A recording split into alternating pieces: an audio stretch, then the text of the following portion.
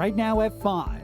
On the clock during the government shutdown, but TSA workers are not getting paid. What we're trying to do is just ensure that families who could go without have what they need. Meet the food bank volunteers stepping up for their neighbors. A clash in the city council reaches a boiling point. Enough of the lies, enough of the bullying. Falsely accusing fellow council members. It's really disgusting. Again, the allegations are not factual. Now calls for one member to step down and why he says he's the one being targeted.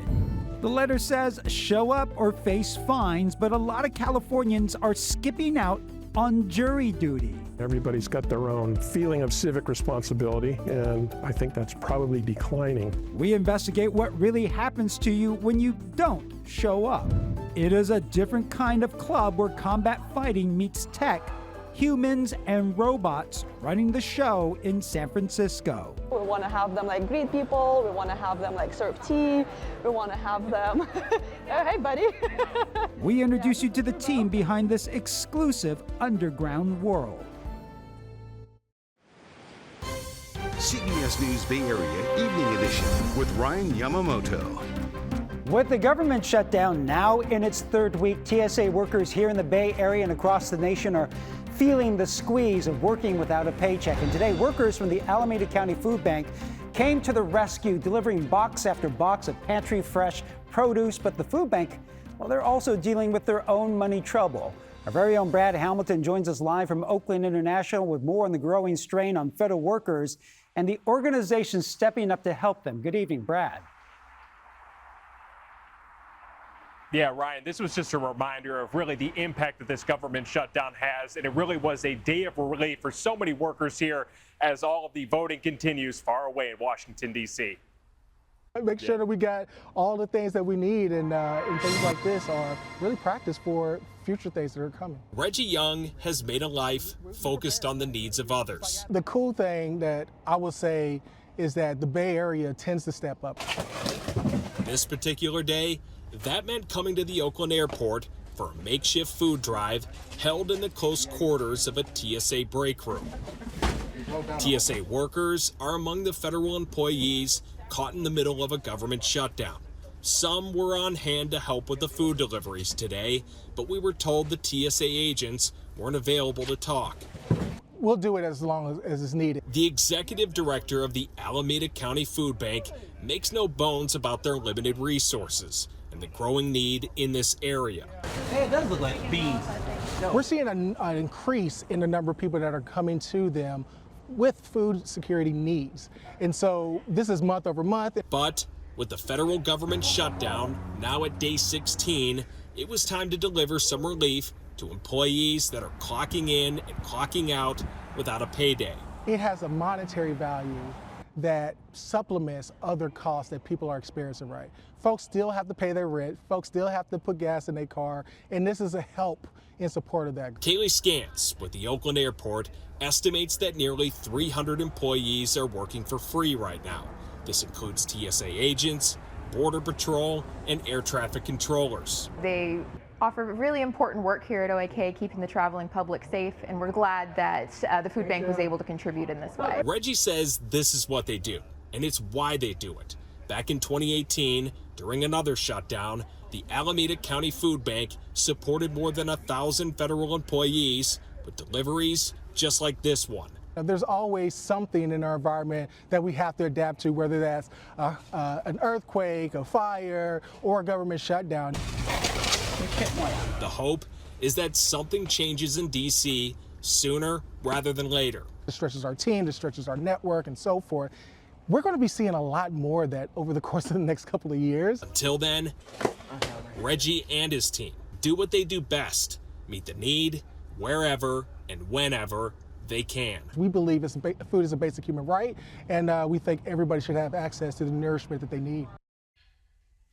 And as you heard Reggie say, they will continue this effort here at the airport as long as it takes. And even though we weren't able to interview some of these TSA agents, those that we ran into said they were extremely grateful. This was a little bit of relief today. Yeah, I think a lot of us are grateful that all those federal workers continue to show up for work. Okay, thank you very much. Brad Hamilton reporting live from the East Bay. And more fallout from the shutdown. The federal government and federal food assistance program, they're about to run out of money.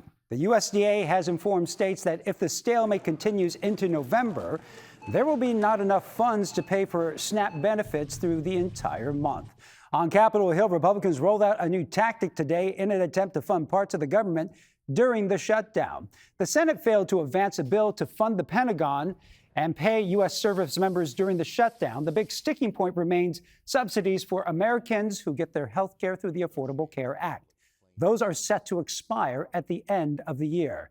And enrollment for those health care plans here in California starts at the beginning of next month. In California, their executive director says the cost for customers will jump by an average of 97% if those federal subsidies are not extended. And this afternoon, another indictment issued against a political enemy of President Trump, the third in as many weeks. This time, his own former national security advisor, Bradley Blackburn, has all the latest developments. He's highly respected by John Bolton was once in President Trump's inner circle as U.S. National Security Advisor. In a Maryland courtroom, a grand jury indicted him in a federal investigation into the potential mishandling of classified information.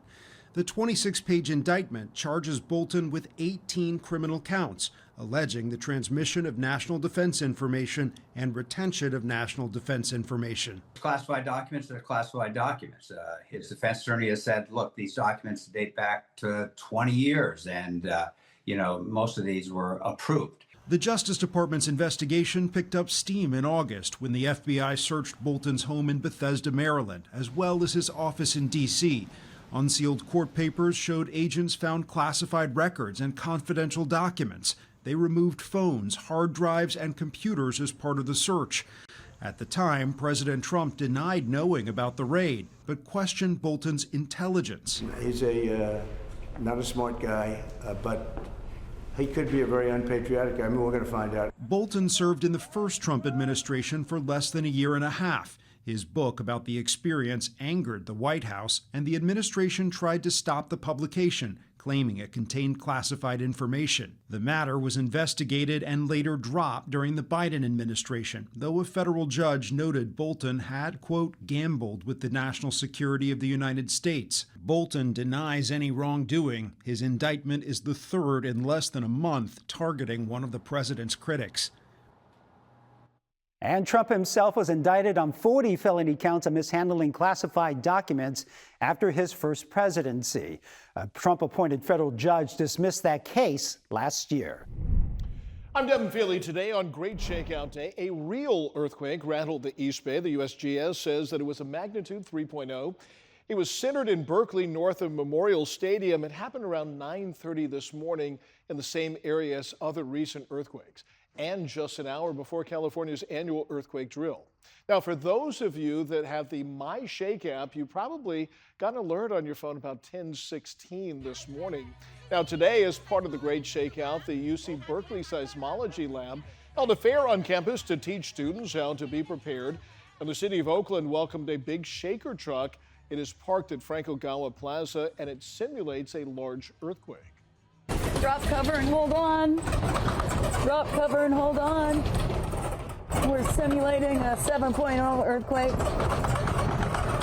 which is the same magnitude of the Loma Prieta. So we're protecting ourselves. In San Francisco, firefighters showed off their emergency firefighting water system at Fort Mason. The pump brings in water from the bay into a high-pressure fire hydrant. They say that this ensures a nearly limitless supply of water after a major disaster. Should we have a massive earthquake and our primary water mains fail, we can use our EFWS system. And should the earthquake be large enough that some of those mains fail, which we don't anticipate but we plan for, we can isolate the break, shut off the water, and turn on pump station 2 and charge the system so that we have sufficient water. Now, tomorrow marks 36 years since the 1989 Loma Prieta earthquake. That disaster killed dozens of people and left thousands of others homeless. Brian? All right, thanks, Devin. Well, a council member of the East Bay is refusing to resign.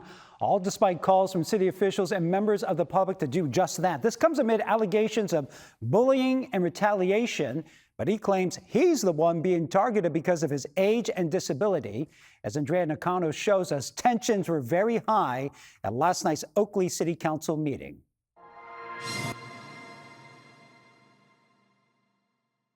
All those in favor? Aye. Any opposed? No. Councilmember George Fuller was the only one to vote down a resolution of censure as his fellow council members called for his resignation. A censure is not a political act, it is a moral one. It is this council saying enough.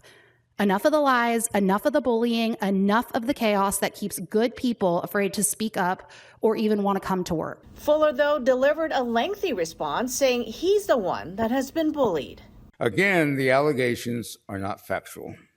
Again, I see the censure as a testament to my courage, tenacity, grit, and integrity to stand up to my colleagues as they habitually create an unpleasant environment for me. Councilmember Fuller gave examples of how he says he was attacked because of his age and disability, but directed a lot of his complaints against City Manager Josh McMurray, even recalling a meeting with McMurray claiming he saw a gun in the city manager's hands. Based on my 22 years of service in the Los Angeles Police Department and the United States Marine Corps during the Vietnam era, I determined Mr. McMurray had taken hold of a gun and was holding it between his legs at the low ready. After Fuller spoke, community members gave emotional testimony, speaking out against Fuller. You are a cancer in our community, and I don't have a cure for it. The only thing I can say is exactly what my colleagues have said. Do us a huge favor and step down. The litany of misuses of his position is extensive. Lies, bullying, ignorance of basic ethical standards, misuse of social media, joining groups just for personal gain only, falsely accusing fellow council members. It's really disgusting. The city of Oakley would not comment on this issue, only that a third-party investigation confirmed Fuller bullied and retaliated against city staff. The investigation has cost Oakley roughly $32,000 so far, and the findings have not been released to the public. I am disgusted that we have even come to this. The lies and misinformation that Councilmember Fuller has put on public record tonight should motivate every resident to call for his resignation because of the risk he puts our community in. We should mention the Oakley City Council cannot remove an elected official from office unless they are criminally convicted or legally disqualified. Up next, one of the frontrunners to become California's next governor now apologizing after her interview with CBS California reporter Julie Watts that drew widespread criticism. But will it be enough? When I see those videos, I know, and I want people to know that I know that I absolutely could have done better. Big news for those with diabetes, how the state of California is making insulin affordable in a first-of-its-kind partnership with a drug company. And it's a piece of mail that many people dread. We're looking into the consequences of skipping jury duty. We're trying to balance this issue of not being too heavy-handed, but also making sure that people show up. And coming up in the forecast, we're still on track for two things. Beautiful weekend, near 80 inland. At the same time, some dangerous surf coming to our beaches. Just as we get back to sunny and warm on a weekend, you got to be careful at the beach. I'll explain why. Coming up in the forecast after this. Well, we're hearing from Democratic gubernatorial candidate Katie Porter for the first time since recent videos of her went viral. In one of those videos, she threatened to cut off an interview with CBS News California investigative reporter Julie Watts. Well, this evening, Steve Large shows us how she's now doing damage control. Californians who may now question whether workers under your leadership will be treated with dignity and respect. What do you have to say? When I see those videos, I know, and I want people to know that I know that I absolutely could have done better. Katie Porter speaking at an online California Working Families Party forum and answering about the viral clips catapulting her California governor's campaign into the national news cycle. Well, I thought the Congresswoman gave a great response last night. Jane Kim is the state director for the political organization that hosted Porter. And I think the big question, of course, is moving forward, are we going to see a version of the Congresswoman that is treating her colleagues and her members of her team with respect? Porter broke her silence after the two clips went viral on the same day last week, one showing her cursing at a staffer. And the state could lose. Get out of my shot. The other, this exchange with CBS California Investigates correspondent Julie Watts. No, I'm saying I'm going to try to win every vote I can. And what I'm saying to you is that... Well, to those voters, okay, so you... I don't want to keep doing this. I'm going to call it. But I absolutely understand that I could have been better in those moments. I'm going to hold myself to that standard. She never addresses the pattern of behavior. Republican strategist and crisis management expert Doug Elmet says Porter's first attempt at explaining herself in the clips fell flat. Voters want authenticity. They want somebody who is genuinely accountable and not somebody who is rehearsing carefully tested talking points. And that's what I think you really got in her response. Why we need someone who's going to be fierce and tough. The Katie Porter apology. Will voters accept it? Well, in San Francisco, safety upgrades at the West Portal station are now complete more than a year after a car crashed, killing a family of 4. Planters were added to act as barriers, and polka dot street murals mark pedestrian zones outside the station. This is the area of West Portal Avenue and Eola Street. Back in March of last year, a Mercedes SUV struck a bus stop near the Muni station, killing 2 parents and their 2 young children. In San Jose, police say a garbage truck struck and killed a man who was lying on a driveway. They say he was covered in blankets. It happened just after 4 this morning along Bascom Avenue near a strip mall east of Los Gatos Creek. Police say the driver is cooperating in that investigation. A look now at downtown Berkeley, where the University of California just bought what was once a 331-room residence inn. This is according to East Bay Times. The 16-story hotel is about a block away from the Berkeley campus. It cost the UC system about $175 million, or about $530,000 per room. Okay, switching gears right now, let's check in with Darren Peck with a look at our weather right now. And you can see, well, today we got a little bit of a shaker before we get to the weather. So always a reminder that Mother Nature is lurking below the surface. Yeah, and you talked about this earlier in the newscast. Yeah. But there's 2 things about this today. First of all, it was a great shakeout. So we're already drawing people's attention to earthquake awareness. But this earthquake that happened this morning in particular, and if you didn't feel it, I'm going to show you who did. This one was also a wonderfully instructive earthquake today to also start raising some awareness. That's the fault right there. So the San Andreas is this one. That's the famous one. That was the 1906 earthquake, which happened right about there on the San Andreas. That's the big one. But the Hayward is now, I think, more notorious, and you can see that line extending right through the East Bay.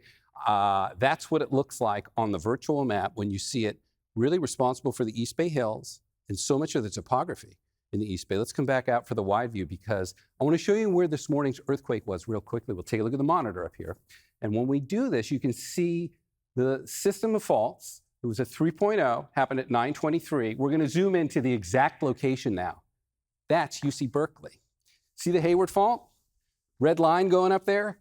That is the stadium there, the football stadium. If you take a LiDAR overview of the East Bay, there's the stadium, and you superimpose the Hayward fault, it slices directly through the football stadium. Now, back in 2012, they did a massive retrofit because this has been known for a long time.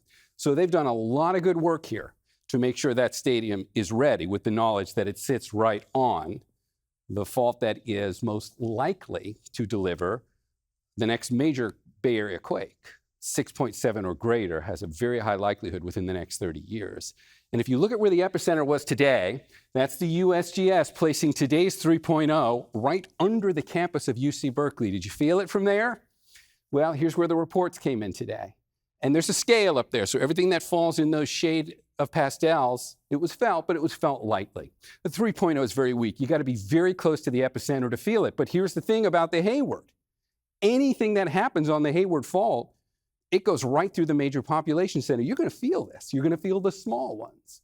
So you're definitely going to feel a 6.7 or greater when it happens here at some point within the next 30 years with a very high degree of likelihood. That's 6.7 or bigger. So Awareness Day doubling down. All right, let's talk about the other factor that's in the weather today. We're going to say goodbye to our map of the Bay, and we're going to go back out for the wide view. And when we take a look out in the Gulf of Alaska, we see that the storm track is still kicking out here. We don't have any rain in our forecast in the next 7 days. In fact, in just 1 second, I'm going to show you it is sunny and warm. That really is the theme of this forecast. But that storm sitting up there in the Gulf of Alaska is going to continue to try and throw us some wave energy.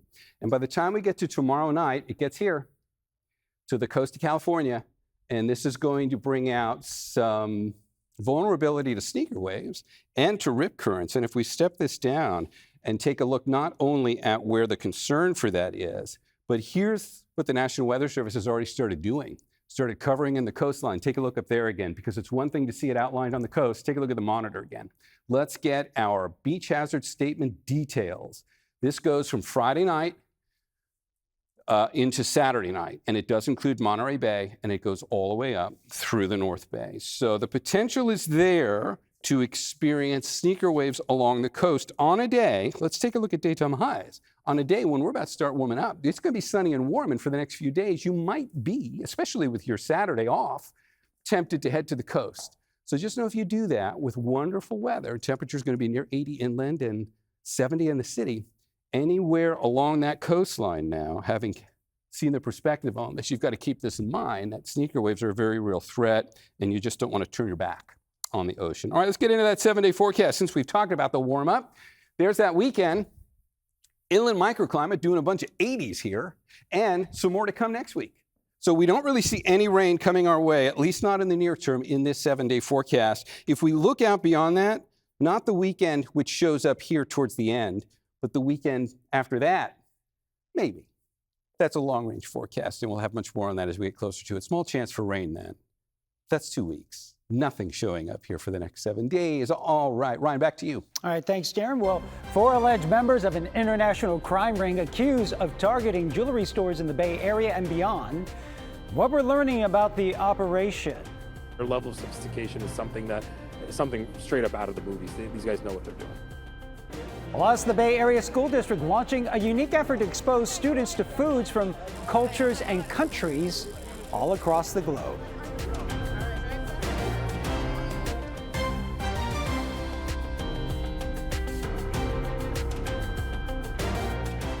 Beautiful evening on tap there. Well, California is joining more than a dozen other states that are suing the EPA for ending the Solar for All program. That $7 billion program was approved by Congress under then President Joe Biden, but was canceled by the EPA in August. It provided additional funding for low-income or disadvantaged households looking to switch to solar. Attorney General Rob Bonta said its termination was unlawful. EPA administrators argue the agency no longer has the authority or funds to keep that program going. School lunches often get a bad rap, but San Francisco Unified is trying to make the menu more appetizing with its new California Flavors campaign. The program brings different types of food to schools inspired by different cultures, things like pozole and Caribbean-inspired jerk bowls. The school district says the lunches feature local fruits and veggies and meet certain nutritional guidelines. Today, students at Balboa High, well, they got a taste. I thought it was really good, actually. I was really surprised at how good it was because it's school food. I've had school food basically my entire life, and so I know how bad it can get. Pozole sounds really good right now. Well, other school districts across the state are also taking part in that program. The new dishes will be introduced at San Francisco Unified cafeterias. Up next, it is something we all dread, getting that jury notice in the mail. Find out what really happens if you dodge your duty and what lawyers say needs to change. I think it's a failure of the system. And those battling diabetes understand the price they pay for insulin. Coming up, how the state of California just cut the costs to a little over $10. Plus, we'll take you to an underground fight club in San Francisco. This could be the next big gaming thing in the world, the next big UFC. We're going to show you the big knockout blows where the humans don't get hurt. Right now at 5:30, it's the letter that so many Californians dread, a jury duty summons that warns to respond and show up or face fines, even jail time. But are those courts carrying out those threats, and are they even effective at getting people to show up? CBS California investigative reporter Julie Watts set out to learn what really happens if you dodge jury duty, and what she found was surprising. When you got the jury summons, what were you thinking? Honestly, oh, shucks. Mike Spratt woke up before dawn. My wife has Parkinson's. She's home by herself. And for him, and that's Maria. Jury duty is more than an inconvenience. The best human being I know. Why'd you come? Because it was my duty to show up. He also thought he had to. Required by law to respond to this notice. Required by law. When it comes to jury dodging, turns out those three words may not mean much. CBS News California analyzed state data from all 58 counties and found while most courts make threats, more than 1 in 4 admit they don't sanction for jury dodging, including San Francisco, Santa Clara, Sonoma, Santa Cruz, Mendocino, and Lake counties. The net effect? Millions of Californians failed to appear for a jury summons last year. 1 out of 4 people simply didn't show up. Come in and actually be a part of this process. Criminal defense attorney Alexandra Kazarian defends high-profile clients alongside Mark Garagos, including the Menendez brothers and the woman charged in Matthew Perry's death. I think it's a failure of the system. She says jury dodgers may be robbing people of a fair trial with a jury of their peers and thinks courts need to crack down.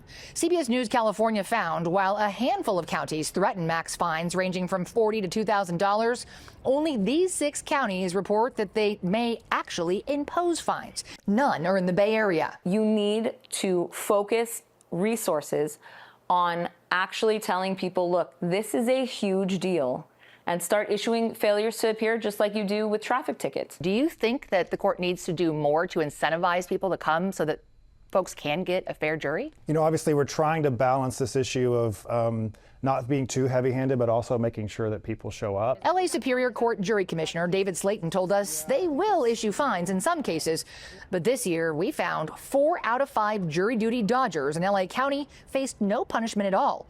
Instead, Slayton says they're focused on outreach. We're working on right now a jury duty campaign to try to remind people of the importance of jury duty. So it's sort of trying to use the carrot more than the stick. But obviously when we need to use more accountability, we can do that. You're very much focused on the carrot and not the stick. We are. We found a similar approach at the San Francisco Superior Court, where Jury Commissioner Jacqueline LaPrevette says they don't fine at all. Well, surprisingly, it would actually be an astronomical cost. Instead, they pay the jurors who do show up. Your pilot program was so successful at not only getting people to show up, but getting a more diverse jury pool, that the state then expanded it to other counties. It did. The San Francisco court ran a pilot program paying jurors $100 a day instead of the standard $15. They found the extra money removed barriers to serve, especially for low-income jurors, leading to a more diverse jury pool and increased participation among those who faced financial challenges. Do you think that the state would be better served if we could find the funding statewide to actually pay everyone across California $100 a day to serve? Hands down. But a few months ago, the governor pulled the funding. But I will say, the burden should not solely be on the state. While employers in California are required to give you time off for jury duty, they don't have to pay you. And she believes that needs to change. Hopefully, legislation in the future can focus on forcing employers of a certain size to pay their employees for jury duty. It will keep these people coming in the door to serve and maintain fair access to justice. In the meantime, jury boxes are filled with people who can afford to lose days of income, often retirees, like Mike. And everybody's got their own feeling of civic responsibility, and I think that's probably declining. And Julie also learned more than 800,000 jury duty summons sent to Californians went undelivered. The reason for that is unclear. And for those of you with diabetes, your insulin could soon cost you a lot less. Today, Governor Newsom said California will start selling generic drugs for as little as $11 per pen. It's a partnership to sell state-branded prescriptions at lower prices.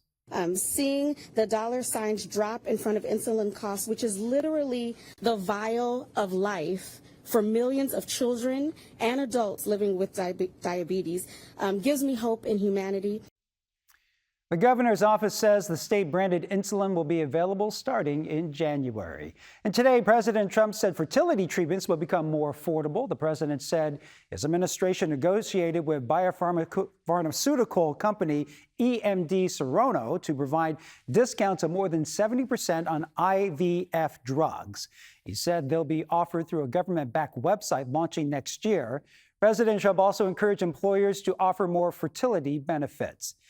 And as tensions between ICE agents and the public continue to escalate in Chicago, a judge has ruled that federal immigration officers must wear body cameras in the Chicago area. The judge said that she was, quote, a little startled with how officers have used tear gas and other tactics throughout their immigration enforcement.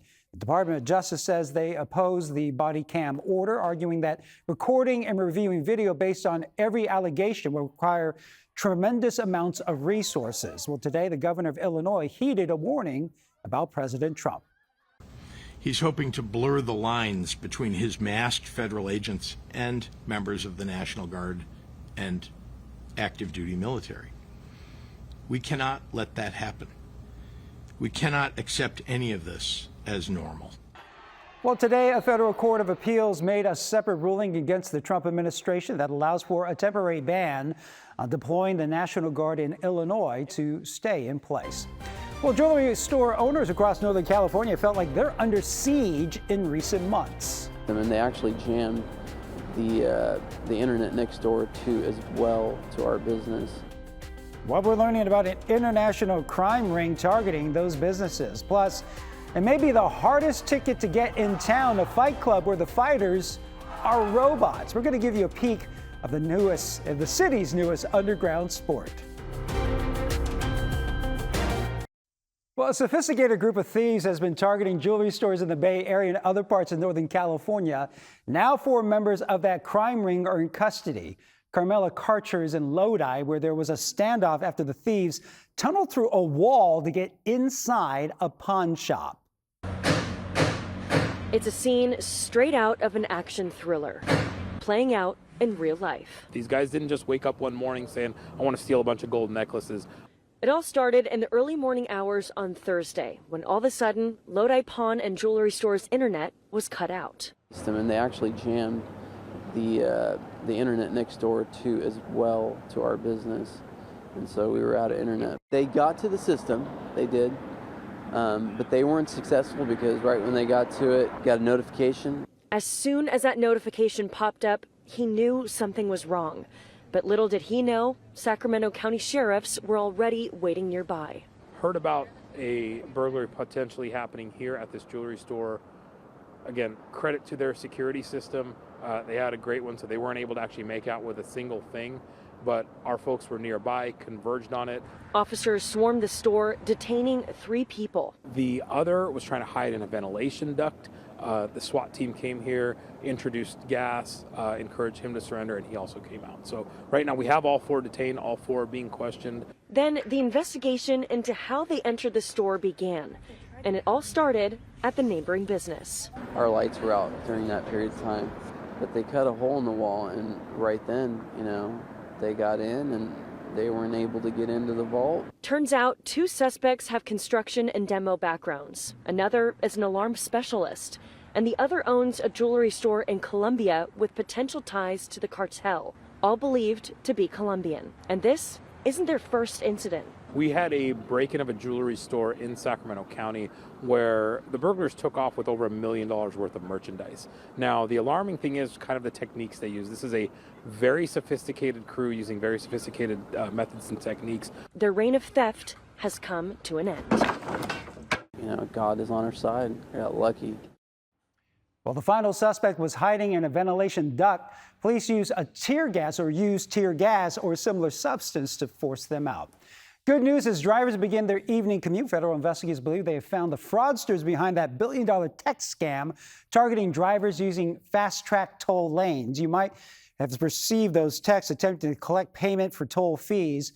Well, according to the Wall Street Journal, the feds say high-tech Chinese criminal organizations are behind the fraud scheme, stealing $1 billion over the past 3 years. productively paranoid, I guess, would be the best way to put it. Like, you don't want people to be afraid of using their phones or doing that kind of thing, but you do want folks to stop for a second and think, like, is this legit or not? Is this something that's safe or not?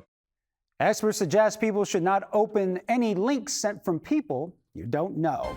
Well, up next, a frantic rescue effort in western Alaska where hundreds of people are being airlifted to safety, the threat prompting one of the biggest operations in state history. Coming up in sports, the People's tight end is ready to return to the field for the red and gold this Sunday. And while several Niners pass catchers have been battling injuries, Kendrick Bourne has been holding down the fort in their absence. Well, a massive rescue effort is underway in western Alaska. The area was swamped by the remnants of a powerful typhoon. Communities were suddenly flooded by a 6-foot storm surge.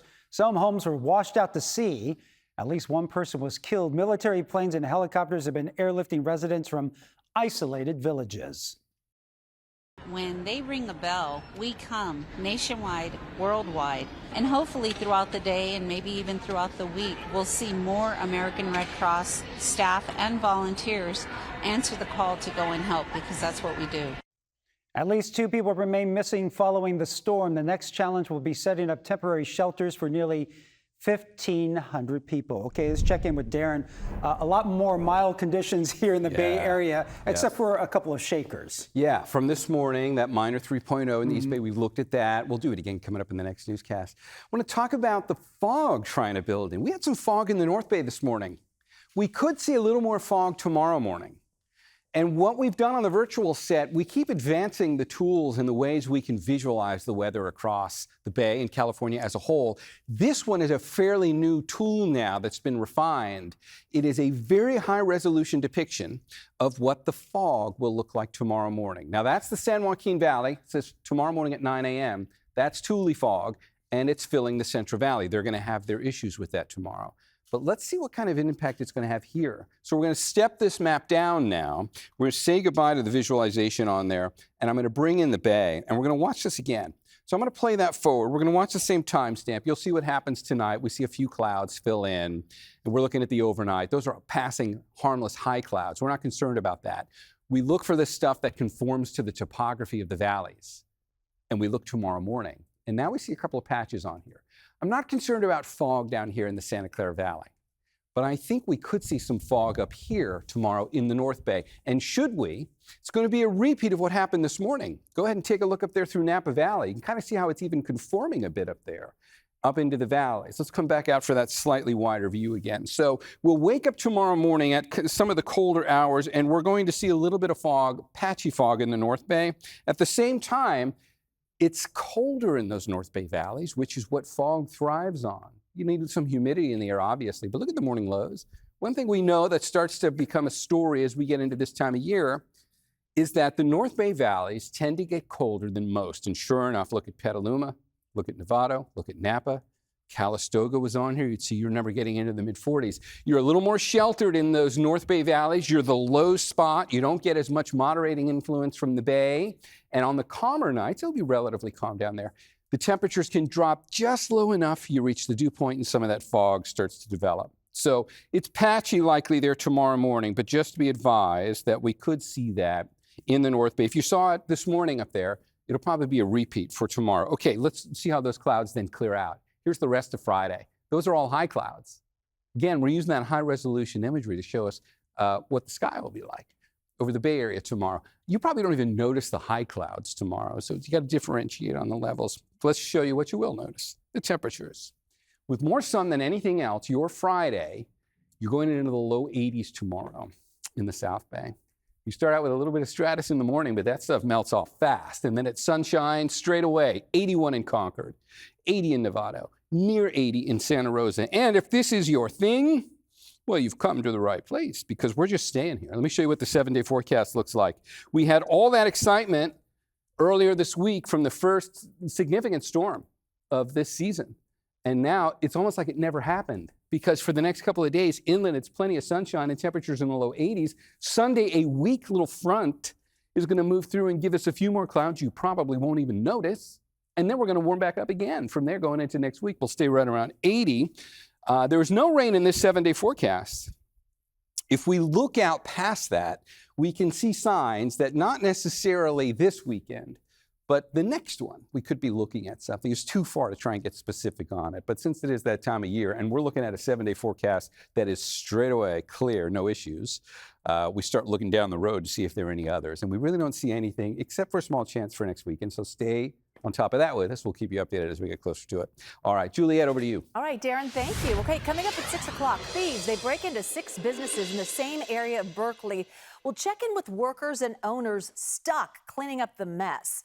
Plus, we'll introduce you to an East Bay family hoping a new housing project will give their autistic son the specialized care he'll need when they're gone.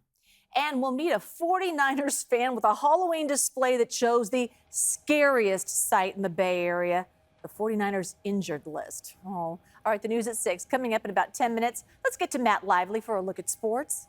KPIX Sports is powered by Kia. Learn more at kia.com. Kia, movement that inspires. Here's some much needed 49ers good news. The quarterback room is trending in the right direction health-wise. Mac Jones practiced without restrictions on Thursday, while Brock Purdy was once again limited, but it's an encouraging sign to see both quarterbacks take the field for the second day in a row, and whoever is under center might have to go without Ricky Pearsall for another week. Pearsall missed practice again Thursday as he heals from a knee injury. Kendrick Bourne has done his part in Pearsall's absence. He put up back-to-back games with 142 receiving yards. However, it's his maturity that's impressing Kyle Shanahan the most. He's unbelievable now. I think he's like one of the more adults in the building, which I don't think I would have ever said that 6 years ago. He's a grown-up. Speaks like he went to Ivy League now. Love having him in the building. Always have. Just keep growing, you know, while we're in this position right now, and it's showing. So all the little things, they add up. 49ers are definitely ready to have George Kittle back. The People's tight end has been back at practice after missing 5 games with a hamstring injury.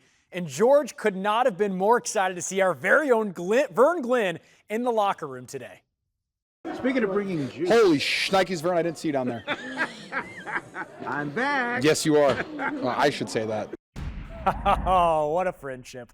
Kittle has practiced without limitation all week and says he expects to play this Sunday against the Falcons. The People's tight end suffered a fully torn hamstring in the Week 1 win over Seattle, but he says he's back to full health now, and he couldn't be more excited to get back on the field. I have been so very excited to play football since last season ended, and being only able to play 26 snaps has been very difficult for me. I've been trying my best to get back as fast as I can without being an idiot and rushing it. So the itch, I would say, has been there. The Sharks will look to get their first win of the season tomorrow night when they take on the Utah Mammoth. That's the NHL's new expansion franchise. San Jose has a young team amidst a rebuild, but their team chemistry is already top-notch. Here's a look at Macklin Celebrini and Will Smith doing their best Dumb and Dumber impression at the team's Halloween party earlier this week. Excuse me, gentlemen. This is a $500 a plate dinner. Good night. Oh, 500. Oh, okay. All right, no problem. Here, put us down for 4, in case we want seconds.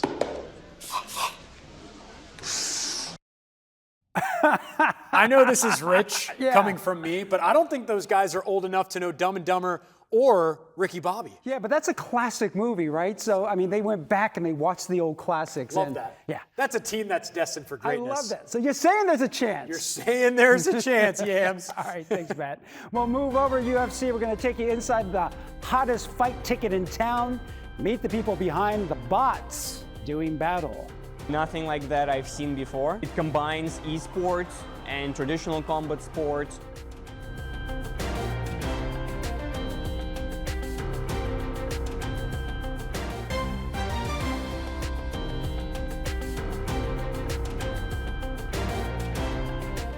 A new combat sport in San Francisco is creating a world where humans and robots coexist, and it may be the hardest ticket in town to get. It's called Ultimate Fighting Bots, or UFB. Kevin Coe takes us inside of the underground world of the Robot Fight Club.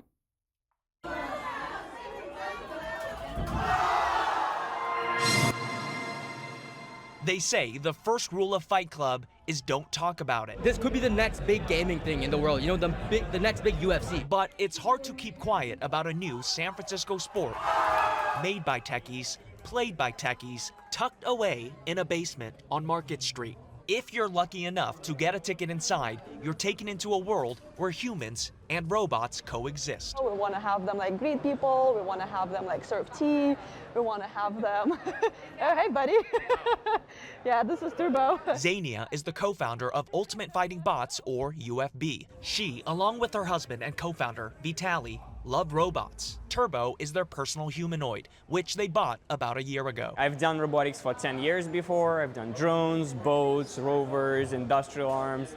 Nothing like that I've seen before. Turbo opened their eyes to what could be possible with humanoids, leading to the UFB. It combines esports and traditional combat sports. The robots fighting are controlled by humans using modified PlayStation controllers. They can also be controlled remotely by users watching a live stream. It combines the energy of combat fighting with the latest advancements in tech. Peak SF for like Seoul Bay Area. But for Xenia and Vitali, UFB isn't just an embodiment of San Francisco today. It's also about the world ahead. Robots are friends. They are here to help us, that if we treat them fairly, that we can actually co-create things together and work more as a team, and there is nothing to fear. Well, that's it for the news at 5. CBS News Bay Area with Julia Goodrich starts right now on KPIX.